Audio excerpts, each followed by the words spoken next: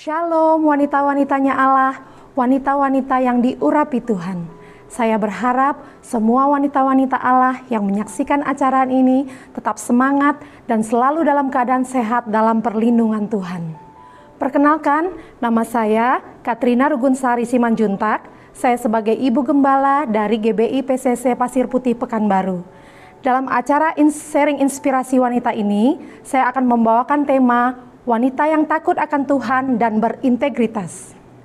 Dalam Amsal 31 ayat 30 dikatakan, kemolekan adalah bohong dan kecantikan adalah sia-sia, tetapi istri yang takut akan Tuhan dipuji-puji.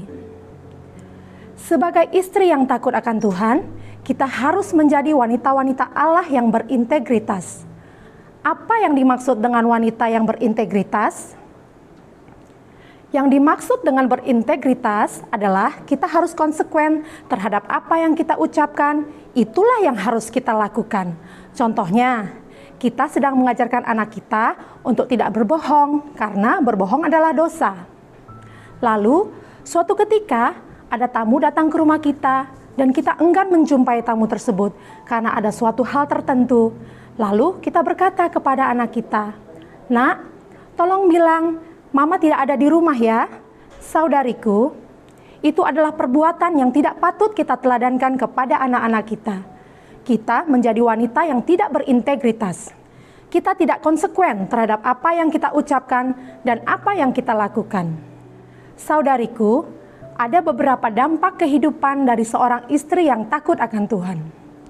Dampak yang pertama adalah pujian. Seorang istri yang takut akan Tuhan akan mendapat pujian dari suami dan anak-anaknya. Karena seorang istri yang takut akan Tuhan adalah seorang istri yang rajin.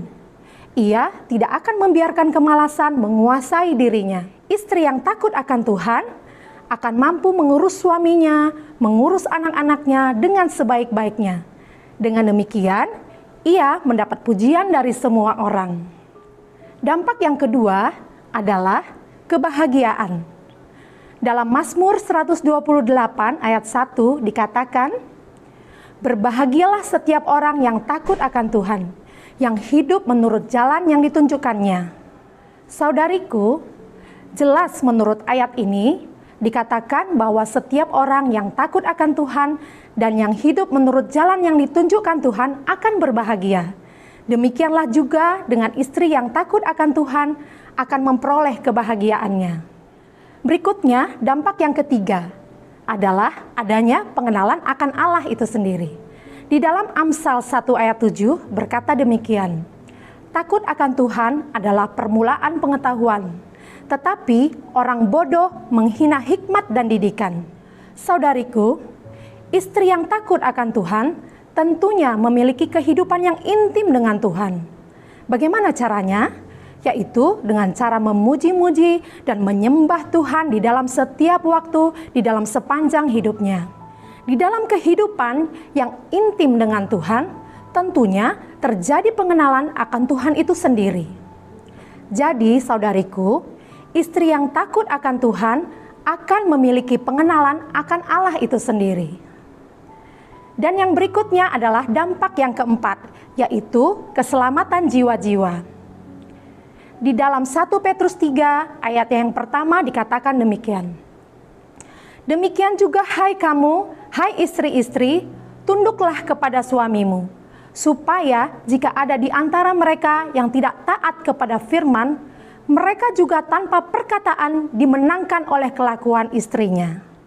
Saudariku, kita sebagai istri yang takut akan Tuhan, kita haruslah tunduk kepada suami kita, bukan menanduk suami kita.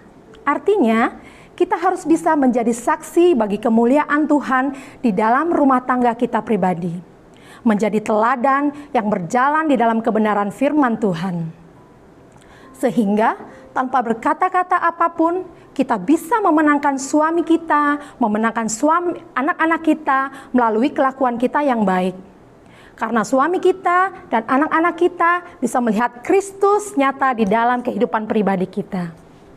Demikianlah saudariku, sharing yang bisa saya bagikan saat ini, sehingga kita semua bisa menjadi wanita yang berintegritas, wanita yang takut akan Tuhan dan memiliki kepribadian yang utuh di dalam Tuhan. Terima kasih saudariku, sampai berjumpa kembali. Tuhan Yesus memberkati. Shalom.